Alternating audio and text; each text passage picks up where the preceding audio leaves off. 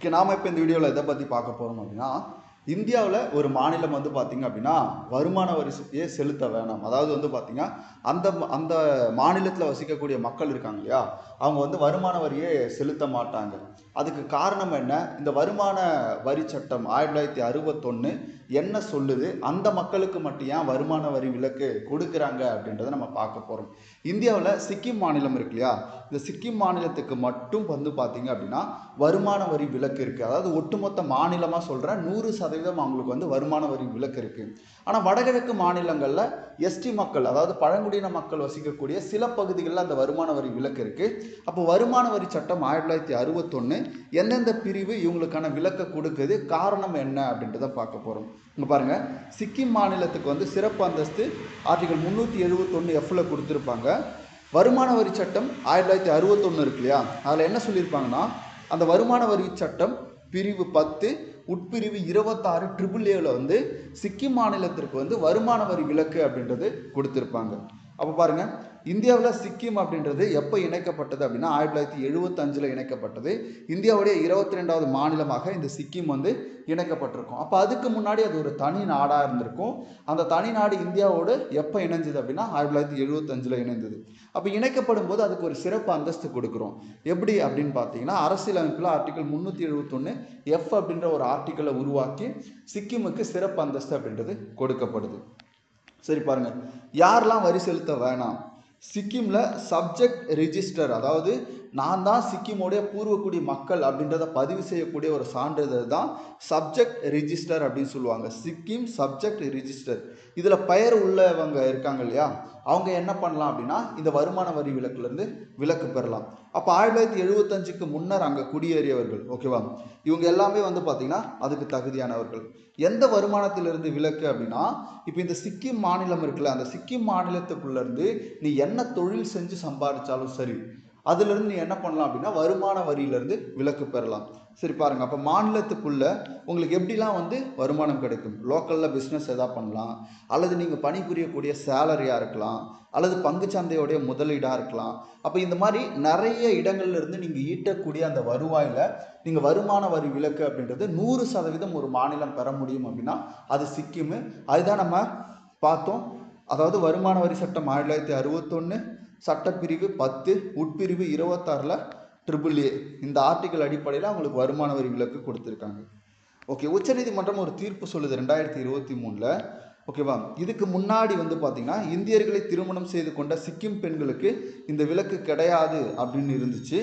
ஆனால் 2023 தீர்ப்பில் அதை என்ன பண்ணுறாங்க அப்படின்னா, சிக்கிம் பெண்களுக்கும் மற்றும் அங்கே நீண்ட காலமாக வசிக்கும் பழைய குடியேறிகளுக்கும் இந்த விலக்கு பொருந்தும் அப்படின்னு சொல்லிட்டு தீர்ப்பளிக்கிறாங்க. யார் அப்படின்னா உச்ச நீதிமன்றம்.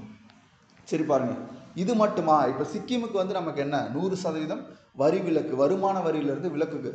இப்போ சிக்கிமை தவிர்த்து எந்தெந்த பகுதிகளில் இந்த மாதிரி இருக்குது அப்படின்னு பார்த்தீங்கன்னா, வடகிழக்கு மாநில பழங்குடியினர்கள் அவங்களுக்கு எந்த செக்ஷன் வந்து சொல்லுது அப்படின்னா 10/26 சொல்லுது. அப்போ பாருங்கள், அரசியலமைப்பின் 6வது அட்டவணையில் இருக்கக்கூடிய மாநிலங்கள் குறிப்பாக எந்தெந்த மாநிலம் அப்படின்னு பார்த்தீங்கன்னா, அருணாச்சல் பிரதேஷ், மணிப்பூர், மிசோரம், நாகாலாந்து, திரிபுரா, லடாக்கினுடைய சில பகுதிகள். அப்போ இந்த பகுதிகளில் இருக்கக்கூடிய எஸ்டி மக்களுக்கு வருமான வரி விலக்கு அப்படின்றது கொடுக்கப்படுது.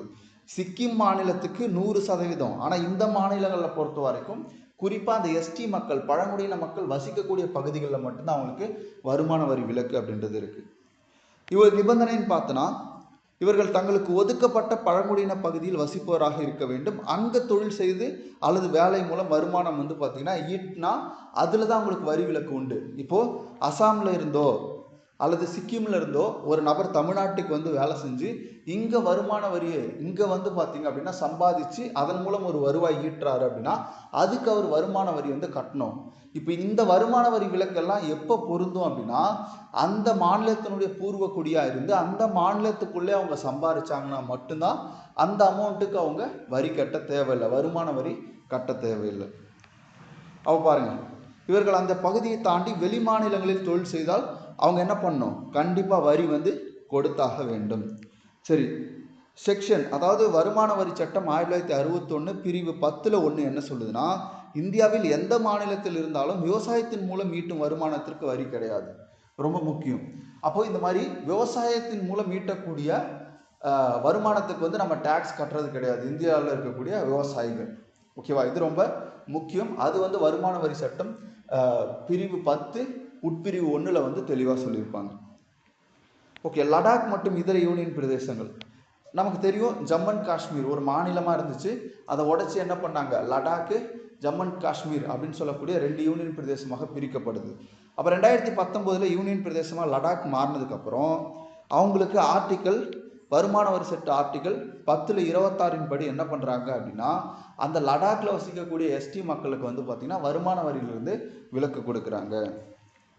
இதே மாதிரி அந்தமான் நிக்கோபார் லட்சத்தீவு இருக்கு இல்லையா, இங்கே என்ன ஒரு ஸ்பெசிஃபிக்கான விஷயம் அப்படின்னு பார்த்தீங்கன்னா, இந்த இடத்துல எஸ்டி மக்களுக்கு கொடுக்காம அங்கே ஒர்க் பண்ணக்கூடிய ஆட்களுக்கு, அதாவது இராணுவத்தினர் மற்றும் அரசு ஊழியர்களுக்கு ஐஸ்லாண்ட் டியூட்டி அலோன்ஸ் போன்ற சில குறிப்பிட்ட சலுகைகள் வந்து அவங்களுக்கு கொடுக்குறாங்க. ஆனால் பொதுமக்களுக்கு முழுமையான வருமான வரி விலக்கு அங்கே கிடையாது. ஆனால் அங்கே ஒர்க் பண்ணக்கூடிய ஆஃபீஸர்ஸுக்கும் இராணுவ வீரருக்கும் இந்த வரி சலுகை அப்படின்றது கொடுக்கப்படுது. சரி, பார்ப்போம். இப்போது 1961 வருமான வரி சட்டம் இயற்றப்பட்டது. அதற்கு மாற்றாக தற்போது 2025 புதிய வருமான வரி சட்டம் வந்து அரசு கொண்டு வந்திருக்கு. அது எப்போ நடைமுறைக்கு வரும் அப்படின்னு பார்த்தீங்கன்னா 2026 ஏப்ரல் 1 வந்து நடைமுறைக்கு வருது. அப்போ பாருங்கள், அப்போ மேலே பார்த்த 10/26 எந்தெந்த மாநிலத்துக்கு பொருந்தும், 10/26 AAA வந்து சிக்கிமுக்கு பொருந்தும் அப்படின்றத நம்ம பார்த்தோம். அப்போது இதில் முக்கியமான ஒரு விஷயம் என்ன அப்படின்னா, ஒருவர் சிக்கிம் அல்லது வடகிழக்கு மாநிலத்தில் வசித்தாலும் அவர்களுக்கு வரி விலக்கு பெற தகுதி உள்ளதா என்பதை உறுதிப்படுத்த தனிநபர் சான்றிதழ் அல்லது பழங்குடியின சான்றிதழ் வந்து மிக மிக அவசியம். அந்த சான்றிதழ் இருந்தால் தான் அவங்க அந்த பகுதியினுடைய பூர்வக்குடி மக்கள் அப்படின்னு உறுதிப்படுத்த முடியும். அதன் அடிப்படையில் தான் அவங்களுக்கு என்ன பண்ணுவாங்க அப்படின்னா வரி விலக்கு அப்படின்றத கொடுப்பாங்க. ஓகேவா? ஒரு ரொம்ப இன்ட்ரெஸ்டிங்கான ஒரு விஷயம். ஏன்னா இந்தியாவில் ஒரு மாநிலம் 100% வருமான வரி செலுத்த வேணாம் அப்படின்னு பார்க்கும்போது அது சிக்கிம் மாநிலமாக இருக்குது.